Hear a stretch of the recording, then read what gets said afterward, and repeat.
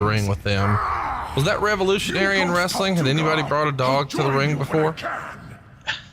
Not that I ever remember, and it became the WWE having the reputation of being a traveling zoo, because you had Jake with his snake, you had Coco with his bird, and now you had the Bulldogs with Matilda.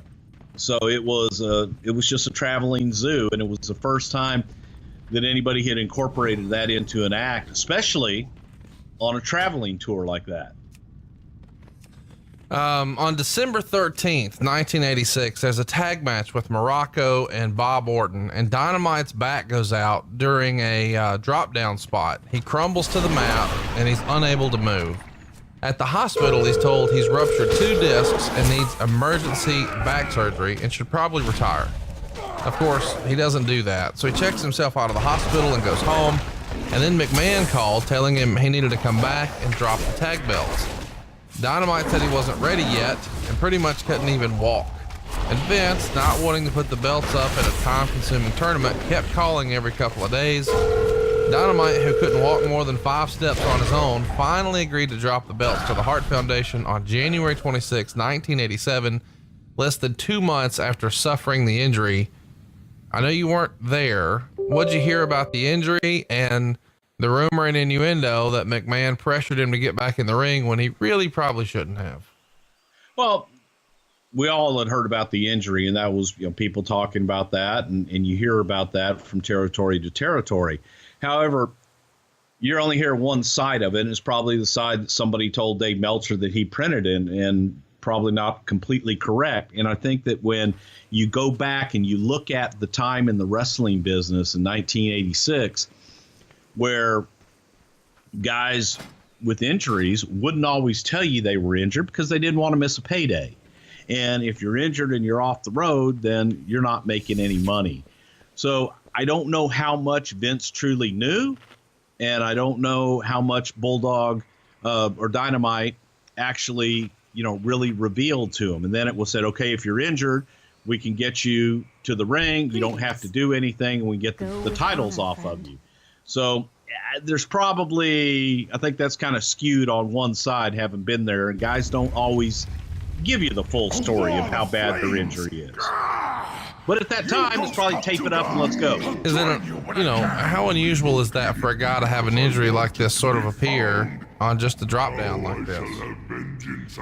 Well, it was obviously the drop down didn't do it. It was an accumulation of an injury that whatever that bump was triggered it to really make him go, holy shit. And when they do the x-rays and do the MRIs, and I'm sure they did to discover that, they're looking at it going, oh my God, you're pretty screwed up here. Being a wrestler, you say, I can go on. I'm sure I've got plenty of injuries. It'll be fine.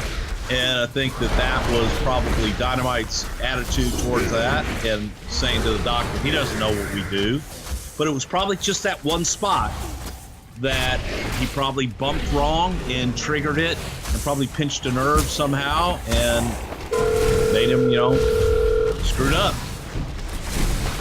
There's lots of rumor and innuendo around all this period because, just social media didn't really exist like it does now. But allegedly, Vince wanted the Bulldogs to drop the titles to Sheik and Volkov, but they refused and said they'd only drop them to the Hart Foundation. Does that sound right to you? I never heard that. I really don't. I don't know if that's true or not. I've never heard that before. I don't doubt it, but I don't know if that's true or not. Brett has written that everybody sort of felt bad. They were sort of fighting back tears as Davey was helping a shell of Dynamite Kid sort of walk through the backstage area. And I guess Pat Patterson was trying to explain that all, Billington had to do was walk out to the ring.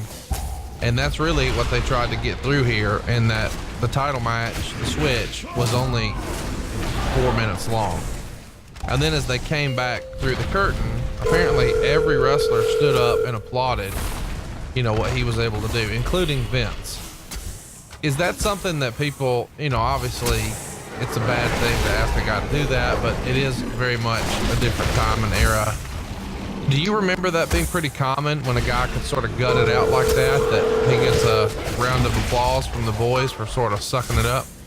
Yeah, and it's common courtesy and respect. And I think that if the boys look at it and going, God damn, man, that's a tough son of a bitch, going out there and doing it, and it's a way to say thank you. Davey finds himself teaming up, still tag matches, but teaming up with a lot of different partners while Dynamite's out. JYD, Tito, Kirshner, Blackjack, Roddy Piper, lots of folks are teaming with him to take on the Hart Foundation. And on March 8th, Dynamite makes his return, and the Bulldogs lose to the Dream Team in a tag team tournament. Let's fast forward here. WrestleMania 3, I think most people remember the Hart Foundation and Danny Davis beat the British Bulldogs and Tito Santana. And you came to the WWF right after WrestleMania 3. What are your earliest memories of sort of working with the Bulldogs and your impression when you met them? Both guys were, Davey was nice. Davey was a personable guy. I think that Dynamite was pretty standoffish and very guarded. Dynamite really if he didn't know you, he didn't trust you. So he was pretty standoffish. I definitely remember that. But Davey was pretty personable and a nice guy, but they weren't somebody, that I really gravitated to and hung out with. There were times we were in the same bars and everything after the matches, and never really, had any issue with them one way or the other. Had you heard about, maybe a crazy reputation for these guys before you got there? Or is that something you learned about when you were there? Or when did you, sort of hear, oh man, these guys are fucking crazy? Anaheim, California, the summer of 1987, when we had done TV, and I think we did TV in San Diego and Anaheim, and Outback Jack came to TV, had his hair and had all of his stuff, and the next day his head was shaved and he was walking around with his knife in his hand, this big Outback Jack knife, looking for the Bulldogs, because apparently they had ribbed him the night before and they had cut off the crocodile head on the back of his jacket, and he had got messed up and they had shaved his head, and he wanted to exact revenge any way that he could. And I'm thinking, wow, that's pretty serious to be walking around. I thought it was just Outback Jack being in character, but no, he was pretty pissed off, and he was looking to scalp him some Bulldogs.